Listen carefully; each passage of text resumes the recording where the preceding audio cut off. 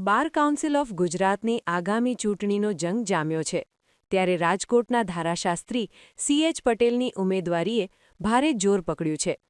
કોઈને હરાવવા માટે નહીં, પણ રાજકોટનું ગૌરવ અને પ્રતિનિધિત્વ વધારવાના સંકલ્પ સાથે મેદાને ઉતરેલા CH પટેલને સમગ્ર સૌરાષ્ટ્ર અને કચ્છના વકીલ મંડળો તરફથી અભૂતપૂર્વ પ્રતિસાદ મળી રહ્યો છે. રાજકોટ રેવન્યુ બાર એસોસિએશનના પૂર્વ પ્રમુખ અને વકીલોની વેદનાને વાચા આપનાર નીડર આગેવાન એડવોકેટ CH પટેલે બાર કાઉન્સિલની ચૂંટણીમાં ક્રમ નંબર 61 પરથી દાવેદારી નોંધાવી છે. વકીલાતને ધર્મ માનતા અને અનેક જુનિયર વકીલોના માર્ગદર્શક એવા CH પટેલને જીતાડવા માટે રાજકોટના તમામ બાર એસોસિએશનો અને ભાજપ લીગલ સેલના અગ્રણીઓએ પણ કમર કસી છે. પૂર્વ પ્રમુખ કારોબારી સભ્ય રાજકોટ બાર એસોસિએશનમાં પણ કારોબારી સભ્ય સેવા આપેલ છે. તેમજ હાલ બાર કાઉન્સિલ ગુજરાતની ચૂંટણીમાં મેં ઉમેદવારી નોંધાવેલ છે. ઉમેદવારી નોંધાવવાનું એકમાત્ર કારણ છેલ્લા 20 વર્ષથી બાર કાઉન્સિલ ગુજરાતમાં રાજકોટનું પ્રતિનિધિત્વ જે પહેલાં 3ની સંખ્યા હતી તે અત્યારે 1ની હોય, જે આપણે કોઈની સામે લડતા નથી, પરંતુ આપણે રાજકોટનું પ્રતિનિધિત્વ બાર કાઉન્સિલ ગુજરાતમાં વધે તેના માટે થઈને આ ચૂંટણી લડવાનું મેં નક્કી કરેલ છે.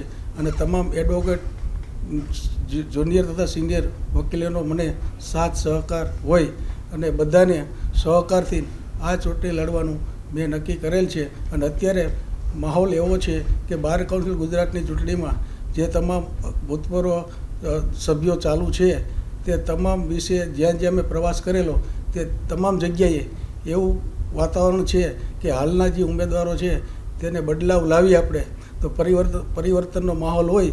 તો આવા માહોલમાં મેં પહેલી વાર આ ઉમેદવારી નોંધાવેલ હોય તો એમાં મને ચોક્કસ જીત મળશે તેવો તમામ જગ્યાએ પ્રતિસાદ મળેલ છે.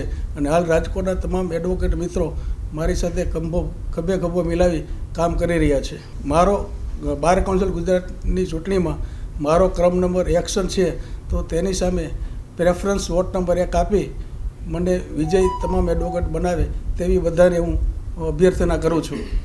બાર કાઉન્સિલરના સંગઠનમાં તો હું કામ કરતો હતો, દરેક વખતે દરેક ચૂંટણીમાં હું કાર્યરત હોઉં જ છું. પરંતુ ઘણા સમયથી માનો કે પહેલાં જ્યારે આપણે 2006માં ચૂંટણી ચાલી બાર કાઉન્સિલ ગઈ ત્યારે 3 ઉમેદવારો આપણે રાજકોટને ચૂંટાયેલા હતા. જે દિવસે દિવસે મતદારો વધે અને જિલ્લાનું પણ વિભાજન થતાં વધુ જિલ્લા થયેલ હોય અને જિલ્લાના અને મતદારોના પ્રમાણમાં ખરેખર સૌરાષ્ટ્રનું પ્રતિનિધિત્વ વધવું જોઈએ, તેની બદલીમાં છેલ્લા 20 વર્ષથી પ્રતિનિધિત્વ ઘટેલ છે. પહેલાં 6 ઉમેદવારો હતા, અત્યારે હાલ સૌરાષ્ટ્રમાં 11 જિલ્લામાં માત્ર 4 ઉમેદવાર હોય.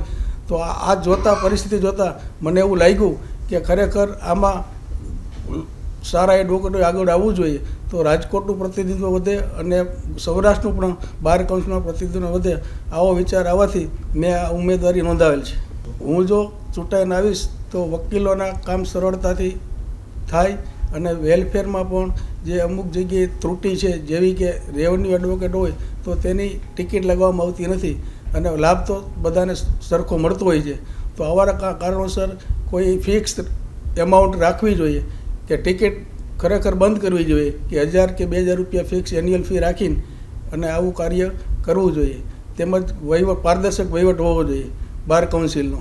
અને ચૂંટણીલક્ષી જે કાર્ય પદ્ધતિ બાર કાઉન્સિલ છે તેમાં પણ પારદર્શક વહીવટ નથી, તે પારદર્શક વહીવટ થાય તેવા તમામ પ્રયત્નો હું કરીશ.